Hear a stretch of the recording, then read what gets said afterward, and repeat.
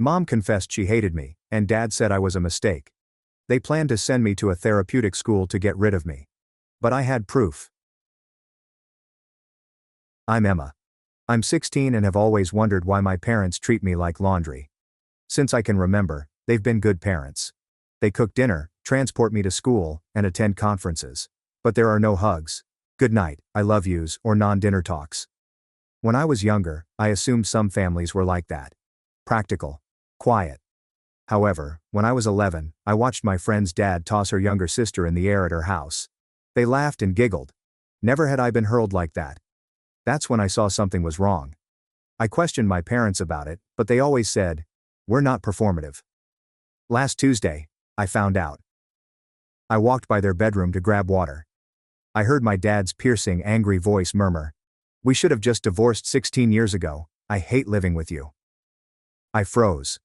My mother's voice was weary and resentful. "And I hate living with you too. I hate Emma as well. I hate her. Every time I look at her, I see the mistake that trapped us and ruined our lives." I hyperventilated. My folks loathed me. I stepped away from the door, my heart racing so loudly I worried they'd hear it. My dad said the last line. "At least we're finishing this nightmare, only 5 weeks left."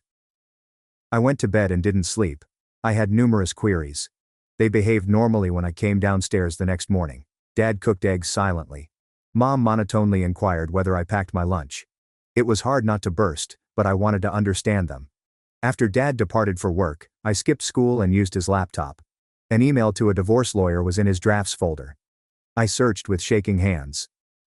"My wife and I want to separate, but our daughter's finances are complicated. How do we proceed without losing everything?" A protected file on Grandpa's PC contained his will. It was harsh that my birth date was the password. Yellow highlighted. Those who divorce before their youngest child turns 18 forfeit their entire inheritance, $2.5 million per child. They were with me for money. I found a Westside Academy brochure in Dad's desk drawer after searching. Google reviews indicated it wasn't a school, simply a place parents put unwanted kids. Then I noticed messages between them in the plan thread. Mom texted, "I've already met someone new."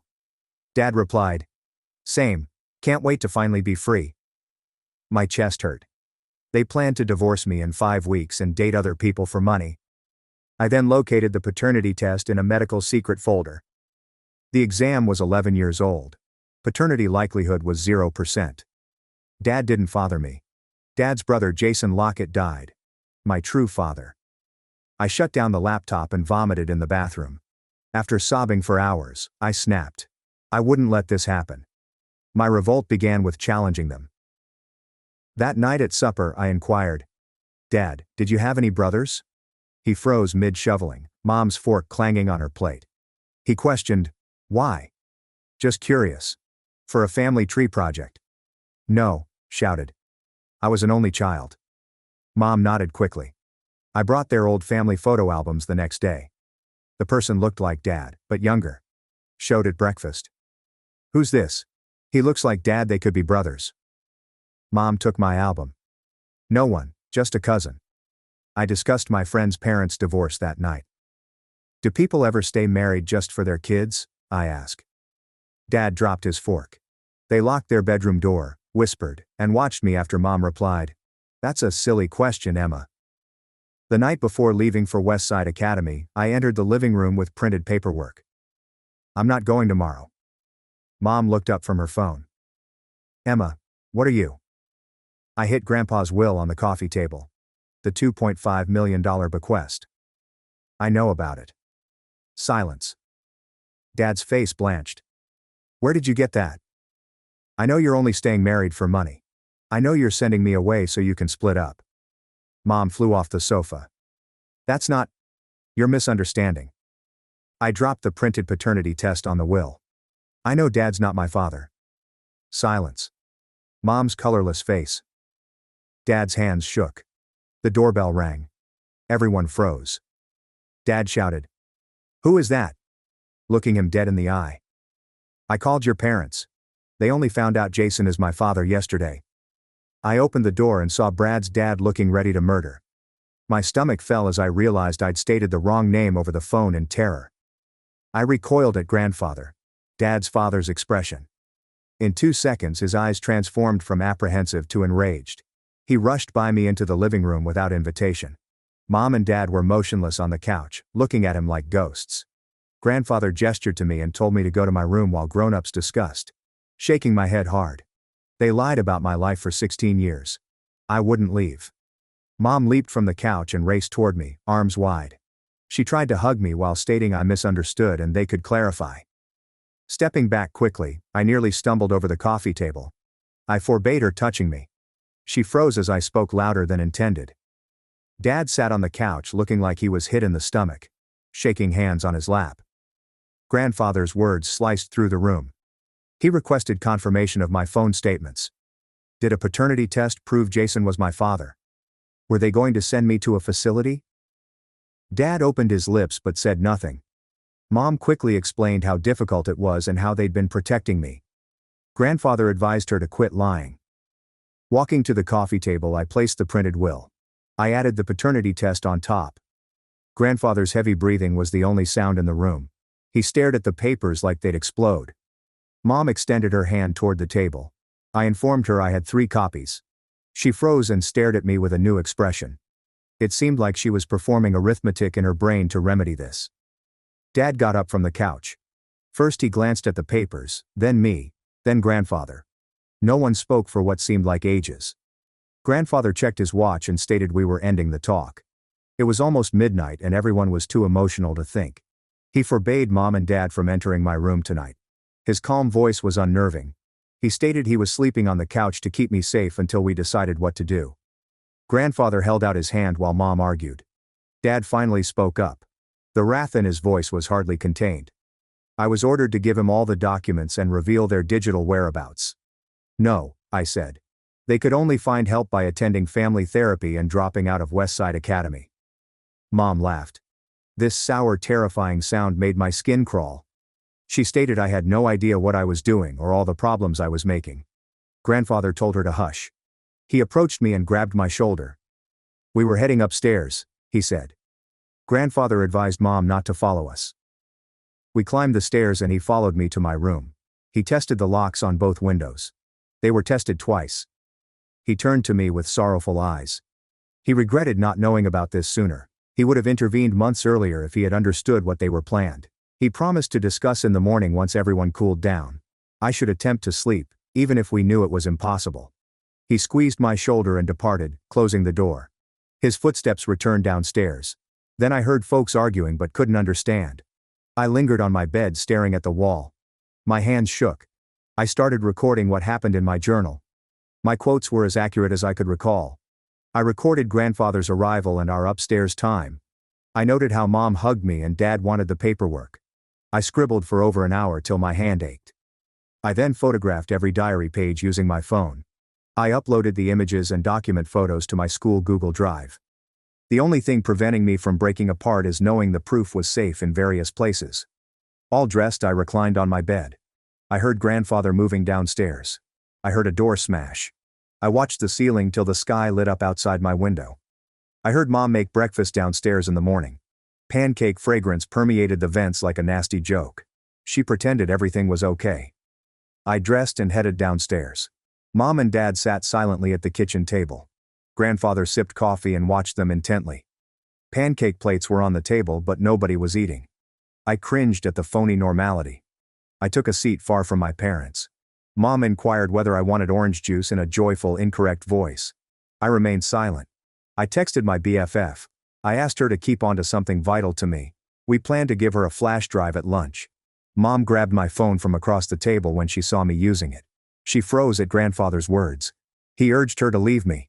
His voice froze her hand. She recoiled and surveyed her plate. Dad cleared his throat to speak, but grandfather's glare silenced him. I finished texting and put my phone in my pocket. Breakfast ended without conversation. I took my backpack to school. My grandfather offered to drive. Grandfather stopped Dad's protests with a glance. The drive was silent. I lied to grandfather and claimed I was okay. He promised to pick me up after school. I went to therapy right away when we arrived at school. I didn't check my locker or buddies. I approached the main desk to speak to Larson about a family situation. The secretary picked up the phone after seeing my face. Larson left her office 2 minutes later. She immediately cleared her calendar and escorted me into her office, locking the door. I sat in the chair opposite from her desk and contemplated where to begin. My folded papers from my rucksack were placed on Larson's desk one by one. The will began with the yellow highlighted divorce forfeiting $2.5 million portion. The paternity test showed 0% chance Dad was my father. Last was the West Side Academy brochure, with beautiful photographs of cheerful teens that didn't match internet evaluations. Larson attentively examined each paper without speaking. Her pen stroked her notebook quickly. I watched her face for a reaction, but she seemed impartial. After reading, she put down her pen and glanced at me. She requested that I start from scratch. I told her about overhearing my parents that night, finding proof on Dad's laptop, and the 5-week plot to take me away. Despite shivering palms on my lap, my voice was steady. Larson calmly listened and made more notes. She paused after I finished. She then claimed she had to report this to Child Protective Services since it was severe. My stomach sank. That was probably coming, but hearing it out loud confirmed it. She said proving emotional maltreatment in court was difficult. Parents might be cold and distant without breaching the law, but sending me to a facility without my choice was different. CPS had something substantial to examine given the facts concerning their intentions and money. She stated the report will prompt an inquiry and contact me within days. Though my throat was thick, I nodded. Larson put her phone number on a business card from her desk drawer. She instructed me to text her anytime if I felt insecure at home. I put the card in my pocket. We sat silently for another minute. Larson wrote me a hall pass after the second period bell. I grabbed my backpack and went to class, feeling like I'd done something irreversible. The day dragged. I was distracted in all classes. The talk with Larson and what would happen when CPS called kept replaying in my thoughts. I went to the parking lot where grandfather was waiting after the last bell. The homecoming drive was silent. I told him school was okay. Strangely, both my parents' cars were already in the driveway when we arrived on Tuesday afternoon. They were in the kitchen when I entered. Mom chopped veggies at the counter. Father sat at the table with his laptop. They both glanced up as I entered. Last period yesterday, Dad closed his laptop and inquired where I was. I froze. I scrambled to think of an excuse. I went to the nurse with a stomachache. Mom glanced around and stopped cutting. She inquired whether I discussed our family business with anyone. She had calm speech but fierce gaze. I answered no with a blank stare. Like he checked my schoolwork for errors, Dad peered at me like he was looking for falsehoods. He inquired whether sure. I agreed and went upstairs. My mom called to say dinner would be ready in an hour. Back in my room, I locked the door. My hands shook. They sensed trouble. They didn't know what. That night, I waited until their bedroom door closed at 11. Packing began when I took my duffel bag from under my bed. Got clothing for a couple days. I had my laptop, phone charger and morning vitamins, even though I wasn't sure how long I'd have service. I copied all the docs on my phone and printed extras at school from my locker. They went in too. After filling the bag, I texted my buddy to drop something in her garage. Her yes came in under a minute. Her mom realized something was wrong and offered to let me stay with them. Reading that letter burned my eyes. My phone in hand, I sobbed on my bed for the first time since the incident. Just calm tears rolling down my cheeks. I wiped my tears and packed after a while. I had to concentrate. I placed my desk chair under the bedroom doorknob in front of it. Then I spotted a rubber doorstop on the hardware shop website on my phone. I purchased it yesterday at lunch and stashed it in my backpack. I tried it by pushing it under the door from inside. No movement in the door. Next, I checked each Windows screen. The one beside my bed was easy to remove. The one by my desk did too. I observed the plunge to the shrubs below. Maybe 10 feet. I could do it if needed. Planning escape routes from my residence made my stomach hurt. I put the screens back and got into bed dressed. After hours of staring at the ceiling, I fell asleep. Larson stopped me before first period the next morning. She stated she filed the required report yesterday night. CPS may call me today or tomorrow. She urged me to text her any time if I felt unsafe. Nodding, I slipped my hand in my pocket with her card. It seemed like a lifeline while everything else was falling apart. My shoulder was pressed and she said I was doing well, so she sent me to class. My phone rang during lunch. I answered despite not knowing the number. Female voice inquired whether this was Emma. Yes, I said. Victoria Lewis, from Child Protective Services called. She requested to chat privately. I took my backpack to the library. Lunchtime study rooms in the rear were unoccupied. I closed the door on one. Victoria requested details regarding my home life. I explained all. Conversation overheard, proof uncovered, and planned to send me away. She asked me about my parents' treatment, food, housing, and safety. I attempted to sound rational rather than frantic. Her notes and inquiries increased. The call lasted 30 minutes. After our session, she stated I should receive a house visit notification. She praised my bravery in speaking up. After hanging up, I sat there trying to understand what transpired. My phone was out of service when I went home that afternoon to check my texts. The Wi-Fi password was broken when I tried to join. Mom was in the living room, so I inquired what was up. She stated my behaving out caused them to limit my screen time. She pretended to be worried and stated too much internet was bad for teens. Their actions were clear to me. They were preventing me from getting aid. I fetched my laptop from my room, but the Wi-Fi password had changed there too. I was alone at home. The next day, I logged into my email on the school Chromebook during study hall. Larson checked in with messages. I wrote, "My parents cut off my phone and changed the Wi-Fi." She replied instantly to use school computers to communicate. After school, I accessed the public library's Wi-Fi. I created an email account my folks didn't know about. I sent all my proof there. Will screenshots, paternity test photographs, West Side Academy brochure, everything. Personally, I felt like a spy, concealing information and utilizing hidden accounts. At least the proof was safe in numerous places. Late that night, I used library computers to study West Side Academy. Former pupils posted their tales on forums. Kids reported being awakened up by transit services at night. Unknown people who entered their homes and violently pulled them from their beds. Westside resembled a jail. No calls home, no visits, personnel who treated them like criminals. Parents paid thousands to erase their problematic kids. One girl described being driven across state borders in a windowless vehicle. Another said she was restrained and drugged for resisting. Before the library closed, I read story after story. My parents wanted strangers to yank me out of bed and take me away. That notion made me nauseous. I left the computer and walked home at night. I walked to my room and pushed the doorstop back under it when I arrived. No more sleeping without it. Next morning I took a notepad from my rucksack and wrote everything down. 8:47 a.m. Locked parents' bedroom. 8:52 a.m. The corridor outside my room whispers. 9:15 a.m. Mom silently watching me eat breakfast. To hide it, I scribbled the date at the top of each page and carried the notebook in my bag. I removed and added lines if they did something odd. I felt in control, like I was making a case instead of waiting to be sent. I recorded Dad checking my phone during supper. When Mom inquired if I talked to anybody at school and they both fell silent when I entered a room, the notebook filled quickly. Mom came on my door Thursday night as I was doing homework. She sat on my bed without waiting for a response. She had a studied, sorrowful face. She talked about how much they'd sacrificed to keep our family together and how hard it was to stay married when they weren't pleased. She claimed Westside was a great therapy program to help me cope with the divorce. She repeated terribly, unhappily, and difficult decision.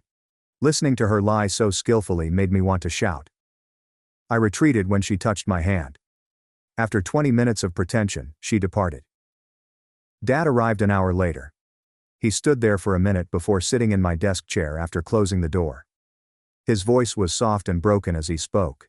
He stated he knew I wasn't his biological daughter when I was 3. His grandfather's will required him to marry and raise another man's child. Despite knowing it was unfair, he was furious at me for 11 years. That whenever he looked at me, he saw his deceased brother and his deceived wife. His apology didn't seem sincere.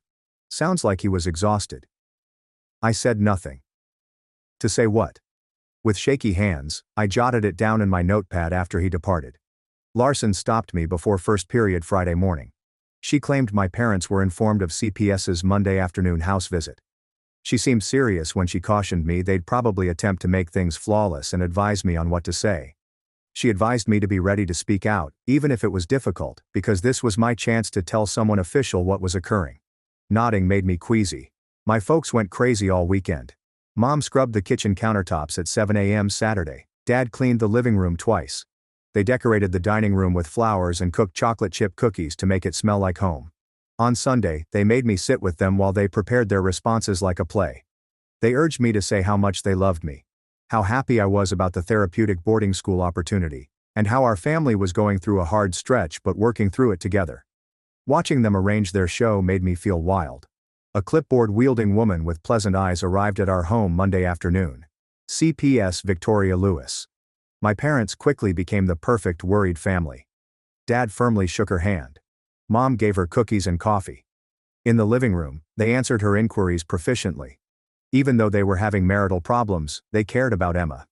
They reviewed therapy programs to give her the best assistance throughout this shift. They were convincing and slick. I felt like I was watching strangers perform. Victoria took notes and asked questions. After 30 minutes, she requested a private conversation. Dad grabbed Mom's arm and drew her into the kitchen as she hesitated to speak. Finally, they left. Victoria softened her voice as she faced me. My true state was inquired. My backpack held my printed proof. Will, paternity test. West Side Academy brochure with bogus therapeutic education marketing. Though my hands trembled, I explained everything. How money kept them wedded. How they intended to send me away to date others and retain the inheritance. How Dad wasn't my father, and they'd lied about it my whole life. Victoria made notes and images of the materials. After I finished, she said CPS couldn't stop my parents from enrolling me in private programs. They had parental rights, but she could label Westside as hazardous and help me create a safety plan if I felt threatened at home. It wasn't my expectation. I believed CPS could stop it. She gave me her card and asked to call if things changed. I discovered Larson in her office before homeroom the next morning.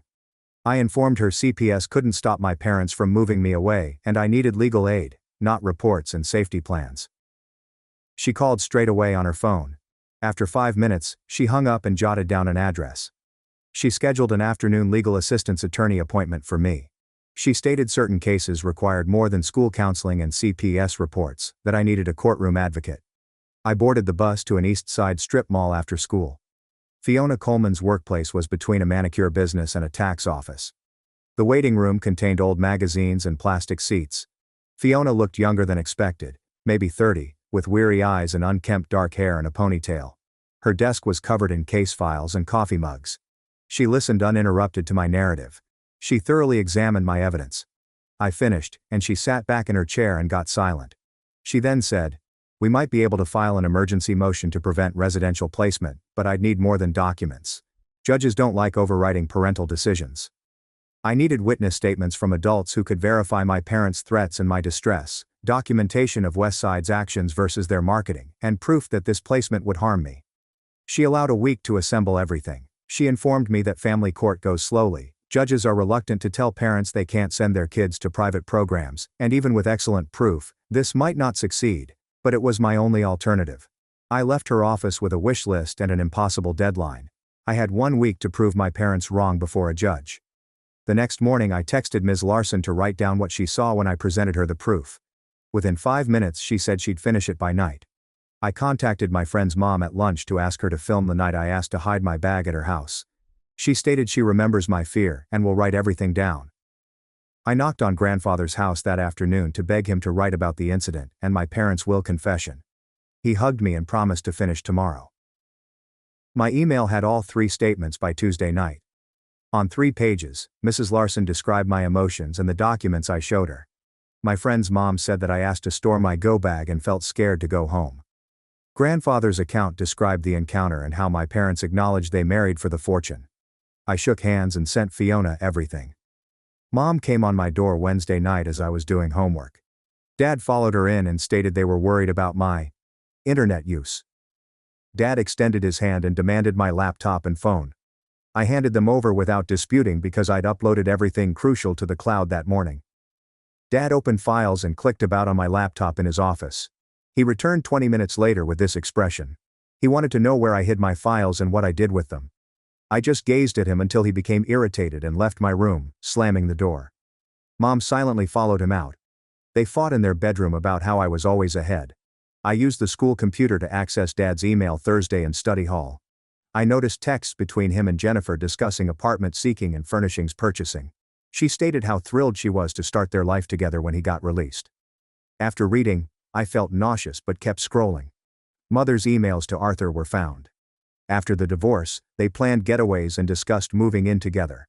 While impersonating my parents, they were starting new lives. I screenshotted everything and saved it to my private email. I felt dirty reading those texts, like reading a diary, but I needed the evidence. I received an afternoon email from my grandmother. The headline mentioned Jason. She wrote that she and grandfather wanted to discuss the will and son with me. She claimed they had no idea I was Jason's and were devastated to miss 16 years with their grandchild. Reading it in the school bathroom made me weep so hard I splashed cold water on my face. A female inquired whether I was okay, but I couldn't respond. Just shut myself in a stall until the bell. After returning home, I informed my parents that my grandparents wanted to meet. Dad quickly proposed we have supper at our place this weekend. He sounded happy like we were having a party. No, I said. I promised to meet them in a coffee shop with Ms. Larson. His face looked like I smacked him. He mentioned family privacy, but I left and went to my room. Mom followed me upstairs and attempted to make me hold the meeting at home. But I declined. She gave up and fled. On Saturday morning, I boarded the bus to Main Street Starbucks. A book holding Ms. Larson was 2 tables away. My grandparents came 5 minutes later with a folder. Grandmother held me so hard I couldn't breathe. Grandfather cried. We sat down and he showed us the will with the divorce provision underlined in yellow. He verified the $2.5 million forfeiture. Grandmother stated they will alter the arrangements with their lawyer next week. She stated the will was plainly harmful and they wanted to amend it. Jason and his personality were discussed for nearly an hour. They showed me his childhood images on their phone. Grandfather claimed I had Jason's eyes and grin. After we departed, grandmother told me to contact her if I needed anything. My parents greeted me at home that night. Dad disciplined me for betraying them. Mom removed my house key from my keychain and put it in her pocket. They stated I could only leave the house for school and they'd drive me there and back. Dad appeared at my doorway and promised me they'd watch me closely. I emailed Ms. Galeran that I felt confined at home after they departed. She immediately said to call her if things became worse. Monday morning, Fiona contacted me before school. She claimed she was filing an emergency application with family court to stop my parents from placing me in any residential facility without court consent. She warned me my parents would likely get papers today. She said they would be furious when they found out. My stomach knotted. I checked my phone all day at school, waiting for anything. My parents were served in math class, but I didn't know till that night. They barged into my room when I was doing schoolwork on my bed. Dad was screaming about how I was ruining the family and costing thousands in legal bills. Mom shouted that I'd wrecked everything and they shouldn't have kept me. I buried my phone under my pillow with the voice recorder on. Dad called me an unappreciative error. Mom said I'd ruined their life and wished I'd never been born. The tape lasted 7 minutes before they left my room still ranting. When the yelling grew loud, our neighbor contacted the police. Both cops checked on everyone's safety. Mom's voice calmed when she opened the front door. It was a family dispute about home rules, she said. Dad came down in a decent voice to explain everything was good and their daughter was having trouble. The police wanted to talk. They inquired whether I was safe as I came down. I wanted to scream no, but my parents were there, so I nodded. The cops left after 10 minutes, but one told my parents they were reporting the event. After they left, Dad remarked, "I just made everything so much worse. I went to my room and didn't come out until morning." Victoria Lewis phoned the next morning while I was getting ready for school. She stated CPS advised me to live with a safe family throughout court proceedings. My house was too awful for me to stay. She had a licensed foster home eager to accept me quickly. I had 24 hours to decide to go. My hands shook after hanging up.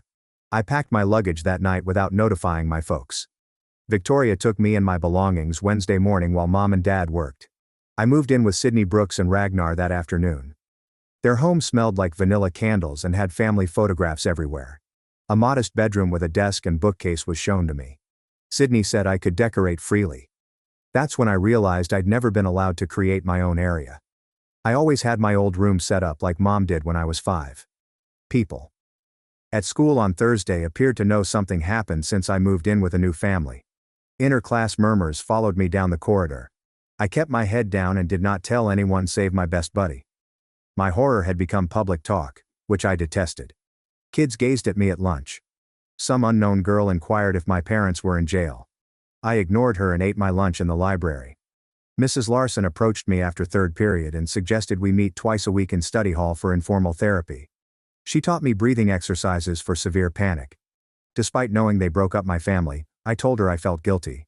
She stated authentic sentiments don't have to make sense. Somewhat helped. Mom wrote me a long message Friday afternoon apologizing for my hurt and hoping I could understand their perspective. She carefully picked every phrase to avoid admitting fault. After seeing it, Fiona claimed it was a classic non-apology meant to appear good in court. She urged me to save without responding. Dad emailed me an old photo of Uncle Jason that weekend. He stood next to Dad during a family BBQ. Dad wrote that Jason died in a vehicle accident when I was 6 months old. He wrote that losing Jason, his best buddy, crushed him. The paternity discovery tarnished the anguish. The closest either parent had apologized was this. I lingered over the shot. Jason shared my eyes and grin. Monday after school, Fiona and I prepared for next week's emergency hearing. She clarified the judge's powers. Except for demonstrable damage, judges grant parents a lot of control. To show the West Side location was punishment, not aid. We had to prove my home safety concerns. She made me rehearse judge-style questions. My grandparents contacted Tuesday night to say they met with their estate counsel. He said they might eliminate the divorce penalty from the will. They filed paperwork to change the terms this week. Parents might divorce without losing money. That ended their marriage, but 16 years of hatred continued. Victoria Lewis informed me Wednesday morning that my parents phoned Summit Ridge, Canada. Enrollment was sought before the court hearing. She was documenting everything to show the judge they were circumventing the law. Knowing they wanted me gone made me sick. The neighbor behind our former house messaged me Thursday night through my acquaintance. She stated security camera footage showed someone approaching my previous bedroom window at 2 a.m. last Thursday. Dad tested the window lock in the video she provided me. I shook hands and sent it to Fiona. The footage of Dad at my window haunted me that night. I replayed it in my brain. While doing schoolwork at Sydney's kitchen table. I went to the shower at 9 but couldn't breathe. I gasped for oxygen like someone was sitting on my lungs as my chest tightened. After sliding down the wall, I sat on the floor with my knees raised. My hands were trembling so much I couldn't grip them. Sydney knocked on the door to inquire whether I was okay after hearing strange noises. No words came out when I attempted to say yes. I was hyperventilating on the floor when she opened the door. She sat next to me and touched my back, but I kept gasping. She contacted Ms. Larson around 9 p.m. On the second call, Mrs. Larson answered and Sydney explained. Sydney put her phone on speaker and placed it between us on the floor. Mrs. Larson's voice was steady. She instructed me to observe 5 bathroom items. I examined the towel rack, sink, shower curtain, toilet, and tile floor. She said. I pressed my palms against the cold tile and felt Sydney's hand on my shoulder, the fabric of my shirt, and the wall behind me. I could hear Sydney's breathing, my own gasping, and water dripping from the shower. I could smell Sydney's shampoo and soap. I kept repeating the exercise for what felt like forever, but slowly, my breathing evened out and my chest stopped feeling tight. After 30 minutes, I could breathe normally again. Miss Larson told me I'd survived the hardest part by speaking up, and tomorrow was just the next step. Sydney drove me downtown to the courthouse on Friday morning. The old building had marble floors and high ceilings that made every sound echo. Victoria Lewis and Mr. Larson arrived a few minutes later with Fiona, who was wearing a dark suit and carrying a leather folder with all my documents. We went inside and I sat in a wood chair behind a table next to Fiona. The judge sat at a large desk at the front of the room. My parents were on the other side with their lawyer. I didn't look at them. The judge, an older woman with gray hair and reading glasses, spent a long time looking through papers while everyone sat silently. Then she asked Victoria to explain the CPS investigation. Victoria stood up and talked about Summit Ridge, West Side Academy, and Dad's window security footage. The judge listened without interruption as Mr. Larson discussed my emotional state and the evidence I'd presented. She explained the will situation and how my parents admitted they only stayed married for money. After everyone finished talking, the judge looked at my parents and stated they couldn't place me in any residential institution without court clearance. She said my interim placement with the Brooks family would last at least 8 weeks while the court examined everything. The judge interrupted my parents' lawyer and said any contact between me and my parents had to be supervised by a neutral third party. She strongly recommended family therapy to address underlying issues. Mom started crying, but it looked fake, like she was performing for the judge. The judge asked if I had any questions. I shook my head. She told me I could leave and that the court would schedule a follow-up hearing in 8 weeks. We all stood up when she left. Dad looked like he'd checked out mentally and was just waiting for this to end. Sydney was waiting with Ragnar in the hallway.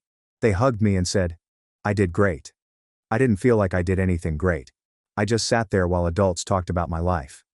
That afternoon, my grandmother's phone rang while I was lying on Sydney's guest room bed.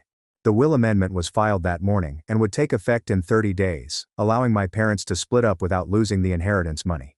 She wanted me to know that Andrew's portion would be held in trust for me until I turned 21, regardless of what happened with my parents. She said they were setting it up so Mom and Dad couldn't touch it. I thanked her and hung up, then stared at the ceiling thinking about how money was changing everything. Over the next week, my phone kept buzzing with messages from distant relatives. My aunts, uncles and cousins from big holiday dinners started texting and calling. Some said they always knew something was wrong with my parents' marriage. Others said I'm exaggerating and families go through rough patches, and a few asked nosy questions about the paternity test.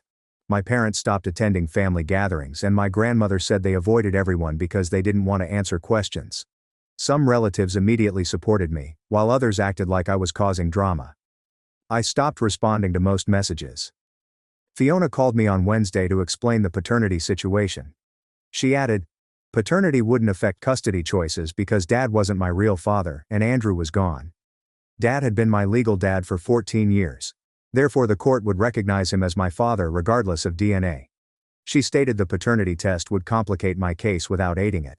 The judge could do something about neglect and residential placement, so I told her I understood, even though I wanted everyone to know the truth about Andrew. 2 weeks after the court hearing, I had my first supervised visit with my parents. Mom and Dad sat on one side of a table and I on the other. They tried to make small talk about school and the weather. Mom asked if I was eating well at Sydney's house. Dad asked if I needed anything. Nobody apologized. The social worker watched us the whole time and said the visit was over after an hour. I left feeling exhausted but relieved that I'd held my ground. They didn't hug or touch me, which I was glad. 2 weeks later, we had our first family therapy session with Cordelia May, whose office smelled like lavender. She had us sit in a circle and set ground rules. We had to communicate respectfully and take responsibility for our actions. No blaming or deflecting. Mom immediately started explaining why she felt trapped in the marriage. Cordelia interrupted her. We weren't justifying previous decisions. Dad attempted to argue the inheritance situation made everything complex, but Cordelia cut him off and focused on the issues. She knocked down my parents' excuses every time. Mom shifted in her chair, looking uncomfortable. Dad crossed his arms and stared at the wall. I mostly stayed quiet and let Cordelia do her job. Back at school I sat at a different lunch table away from the whispering groups. I brought my homework and ate while studying. It was easier than answering questions and staring. My grades improved because I wasn't worried about home. Math made sense again and I could focus on reading assignments. Mrs. Larson pulled me aside one day and said I seemed calmer despite my complicated situation. 3 weeks after the emergency hearing, Fiona called to say the court scheduled a status hearing for 8 weeks out. That meant 2 more months of not knowing where I'd live permanently. Sydney replied, "Most adults never learn to sit with uncertainty. I learned it at 14. Some days felt difficult. On other days, I focused on school, therapy, and supervised visits. My paperwork were in Sydney's guest room in case I needed them again or my folks attempted something else." A week later, Victoria called to say it was time to get the rest of my stuff from the house. She picked me up on a Saturday morning and we drove to my old neighborhood in silence. Walking through the front door felt weird, like visiting a museum of my old life. My parents weren't home because Victoria scheduled it. I went straight to my room and started filling boxes with clothes, books, and the random stuff you collect over 14 years. Victoria stood in the doorway to keep things calm. I opened my desk drawer and found the West Side Academy brochure with its fake smiling teenagers. I tore it in half, then in half again, until it was tiny pieces of glossy paper in my hands. Victoria didn't say anything, but I saw her nod. We loaded 4 boxes into her car and took one last look at my bedroom before closing the door. We unpacked everything in Sydney's guest room. The 4th therapy appointment was on a Tuesday afternoon. Cordelia had us sit in our normal positions and asked Dad if he had anything to say. He gazed at the floor for a long time before answering. He said he saw Jason every time he looked at me and it reminded him of losing his brother. He said he was angry at me for existing when Jason didn't, which made no sense, but grief did that to him. He said he directed all his pain at me instead of dealing with it. Hearing him say it out loud hurt, but it also made me feel less crazy. Cordelia asked how that made me feel, and I said it was validating. Dad didn't apologize, but he stopped pretending I'd imagined everything. 2 sessions later, Mom finally spoke up. Cordelia asked her to explain why she stayed in the marriage, and Mom's body tensed. She said she was afraid of being alone and broke and resented me for making her feel stuck. She didn't say sorry, but she stopped acting like everything was fine. She admitted the marriage was dead for years and that looking at me reminded her of every mistake she'd made. The brutal honesty felt like progress, even though it hurt to hear. My grandparents invited me to lunch every other Saturday at a diner near their house that served huge pancakes. They brought photo albums and showed me pictures of Jason before I was born. He looked like Dad, but younger and happier. They told me about Jason playing guitar, working on cars, and making everyone laugh. They didn't trash my parents, but they made it clear I was wanted. He would have loved being a father if he'd lived long enough to know about me. That connection to my biological father filled in gaps I didn't know existed. They showed me his high school yearbook and college acceptance letter, and I felt like I was meeting someone important I'd never meet. 6 weeks after the emergency hearing, Fiona called to say my parents had canceled my West Side enrollment and removed their Summit Ridge application. The court order was working. She said their lawyer told them trying anything else would only hurt them in future custody cases. I asked if they could still try to send me somewhere, and she said technically yes, but it would be stupid. She sounded confident, which made me feel safer. I took all my birthday money from my desk drawer and went to the bank with Sydney. I deposited $300 into a savings account in my name, which seemed small, but Sydney said starting somewhere was what mattered. She helped me create a spreadsheet budget and track my spending. She taught me about interest, emergency funds, and saving for goals, which my parents never taught me. We spent an afternoon researching local high schools, and I started thinking about extracurriculars. Planning for the future made everything feel more real and less temporary. Ms. Larson asked me to describe safety during my next check-in. I thought about it and told her I could sleep through the night without wedging my door shut. I told her safety felt like having adults who listened and took my concerns seriously and had a plan instead of just reacting to what my parents did next. She smiled and said that was real progress. 2 months after everything exploded, I lived with Sydney and Ragnar in their guest room, which I decorated with posters and string lights. I saw my parents every other week for awkward, surface-level supervised visits and had lunch with my grandparents on Saturdays to hear more Jason stories. I went to therapy to process everything that happened. It wasn't a happy ending where everyone learned to love each other and everything got fixed, but it was stable and safe. I was building a life where I wasn't just surviving anymore. I was making plans for a desirable future. I appreciate simple stories that remind us of how much we can still learn and develop. If this one triggered an idea, that's the aim.